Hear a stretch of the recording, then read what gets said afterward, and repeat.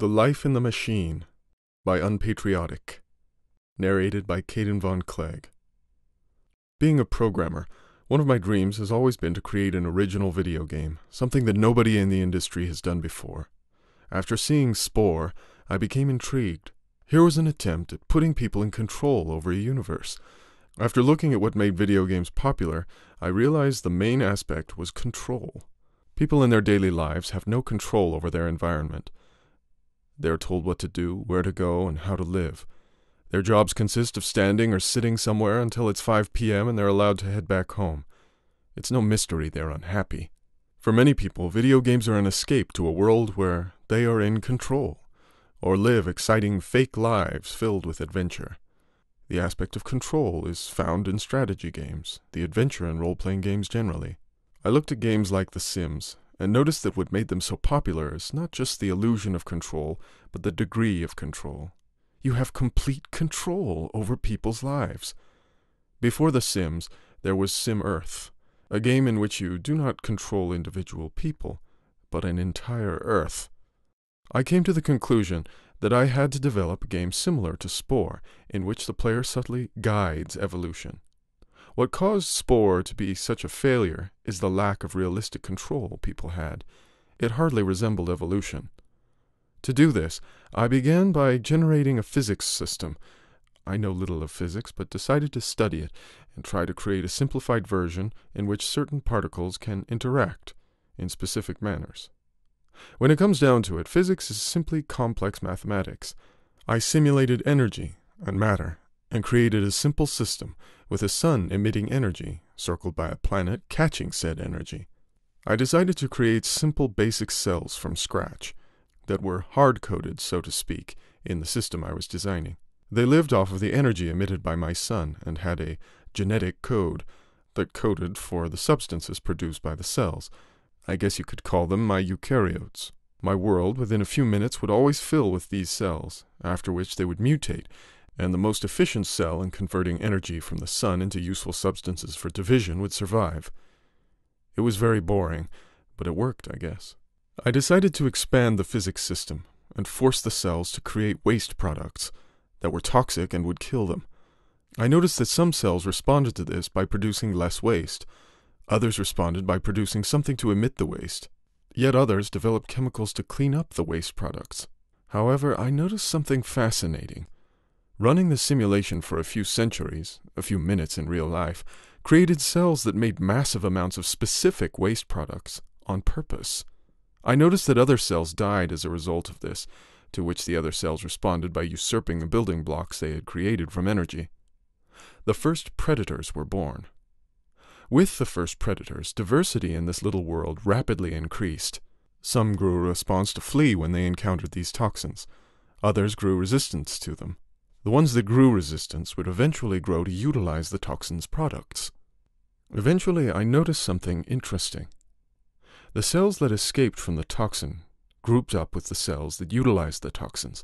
They stayed close together and helped each other. Eventually, these type of cells would attach to one another.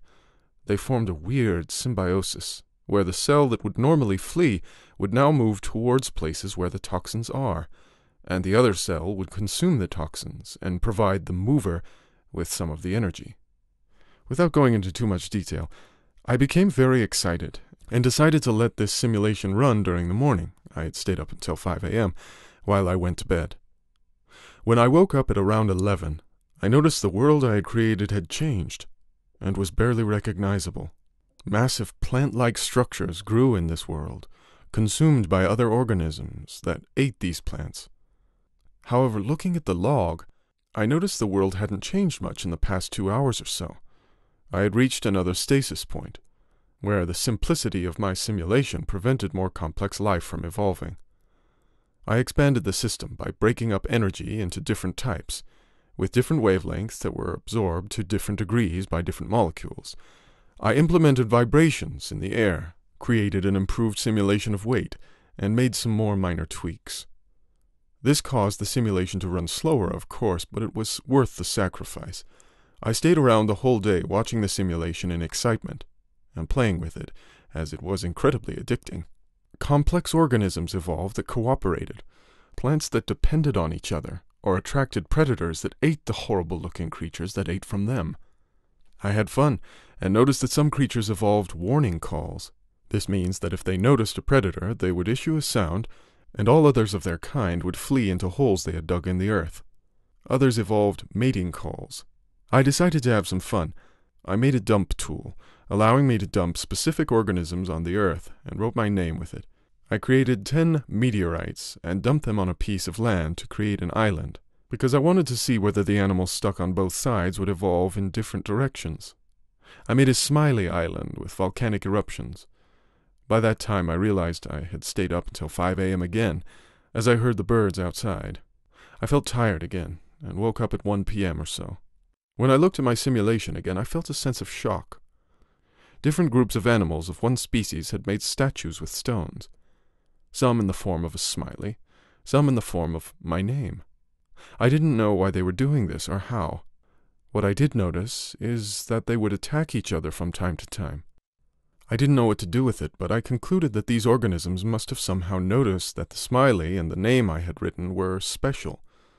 The fighting disturbed me, and so I decided to create a massive mountain ridge through volcanic eruptions to separate the two groups. By this time, changes were happening fast compared to earlier. While I was getting something to eat or take a bathroom break, I would notice that tribesmen, wearing different styles of clothing, or having changed their type of dwelling, their numbers were also continually increasing. At some point, I noticed the creatures began making their own symbols on the ground, and no longer just copying mine. Most of the symbols seemed random and unintelligible to me, but one stood out. The organisms had created a symbol that resembled them, a small circle with a square beneath it. Within the square, a dot could be found in the center. This was meant to symbolize the visual organs of the creature, as the creature had two visual organs, one in the front of its body and one in the back. In the square, other sensory and reproductive organs were symbolized. Next to the circle on top of the square could be seen something resembling a drawing of a fork. Two of these forks had been painted in opposite direction, and next to that, the smiley face could be seen. I realized something. They were not communicating towards each other. They were trying to communicate to something out there. My meddling in their landscape had somehow made them realize that something powerful was out there, capable of changing their world. I wondered whether symbols like Stonehenge and the pyramids in my own world could be signs of primitive people trying to do the same thing, begging their creator or overseer to initiate contact with them. However, one thing was undeniable by now. These creatures realized there is something out there. I wondered long. Did I have a responsibility to initiate contact with something that isn't real? Or are these creatures real in a different way? Can something be real merely by being capable of having a concept of itself? And even if they are real, does that mean they'll be better off with me initiating contact with them? Should I change my simulation to ensure them permanent happiness? And is it even possible for me to do such a thing? I did not want to confirm my existence to them, but I did want to be able to communicate with them. I decided to program a prophet, an organism that looks like them and cannot be proven by them to be different from themselves, and is fully controlled by me. I let it be born into a powerful position as the son of a leader. I decided to lead by example and seek to teach these creatures English, so I could communicate with them. As prophet, I instructed them that English was the language we could use to communicate with the Greater One. They would have no way to be sure if it was true or not. I hadn't made up my mind yet about whether I would reveal myself or not, but I did want to be capable of understanding what they wanted to tell me. In a few generations, they all spoke English, and rapidly signs began emerging on the ground in English. Guide us. Show your greatness. Help us. And during times of disease or hunger or general misery, give us food. Show us a miracle. End our suffering. I decided that I couldn't maintain a world with such suffering as emerged in the simulation without intervening. Why would I accept a world with death and rape and murder if I could make one without it? I implemented fixes that were gradual, so they could not be proven to be miraculous. Murder and rape would over the years become rarer, and so would death at a young age. I figured that they would not notice if the change happened over generations, but they did. Thank you. All blessings be upon the greatest. We love you. And most heartbreaking, come back to us. Tears ran over my face. There is something there, and it knows I'm here, able to contact them. but unwilling to do so out of fear of what I have created. But I felt I had a responsibility, and so I loaded up the character I had created again and went to their king, asking to talk to all of their wisest men. But by this time I was not believed. "You are number 1341 claiming to be an avatar of the greatest one. If you are him, I pray for your forgiveness. But please, show us a sign before demanding of me to gather all our wisest men." And so I hesitated, but responded. "Tomorrow there shall be 2 more meteors, falling on a deserted island in the sea before you on the same day. And when they do, doubt no more and realize that I have come back to repair the broken world that I created." And so I exited my avatar and progressed the simulation until the next day was reached, and threw 2 meteors onto the deserted island before the mainland, where thousands had gathered to watch whether a sign would be given. Upon the descent of the meteors, celebrations were held. All the sentient organisms gathered around the small house where I had exited my avatar, and lay flat on the ground in apparent worship of the man who was last seen there, and afraid of coming close. I don't know who is more afraid by now, me or them. I loaded into my avatar again and exited the house. The creatures continued to lay flat on the ground in utter silence. It was as if they felt unworthy of speaking.